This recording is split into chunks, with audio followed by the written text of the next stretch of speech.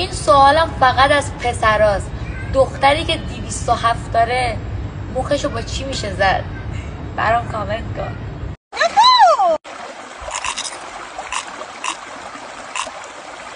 تو مثل داداشم چیست؟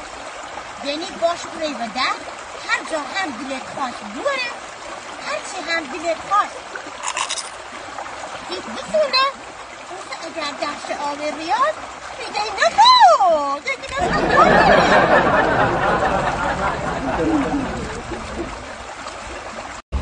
ما تو شیراز همچی دخترایی داریم. آره شما موقعی که من موتور سوار می شدم پیتیر گروباندو بود. بزن نده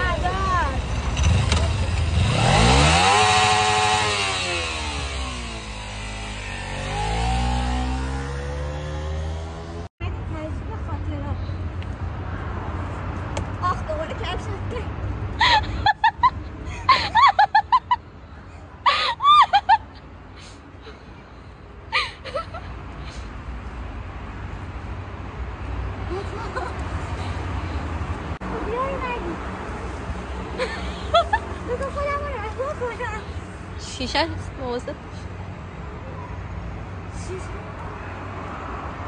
بس یه من بگیر یه من بگیر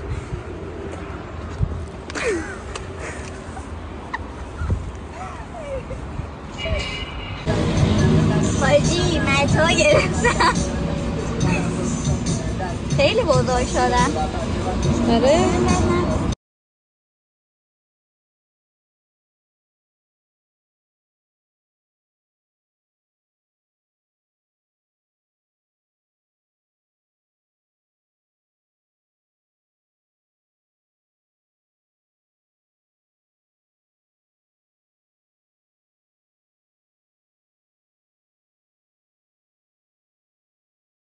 اینجا این استاست یا قتلگاه؟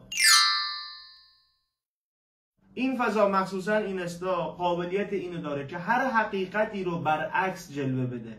آدم‌های توخالی رو با ماشین‌های آنچنانی و ویلاهای اجاره‌ای بیاد و اونا رو شخص موفق و ثروتمند معرفی کنه. آدم‌های بیسواد رو به استاد و دکتر تبدیل کنه و آدم‌های باسواد هیچ محلی از اعراب نداشته باشن تو این فضا. امروزه این استا به مکانی برای نمایش دادن و برون ریزی بداخلاقی‌ها و عقده‌ها و حقارت‌ها تبدیل شده. تا این استا رو باز میکنی میبینی انواع و اقسام تبلیغ‌های آنچنانی، آدم‌های آنچنانی در ویلاهای لاکچری و ماشین‌های آنچنانی که هر کسی که اینها رو نداره احساس میکنه ناموفق و بدبخت و بی‌ارزشه.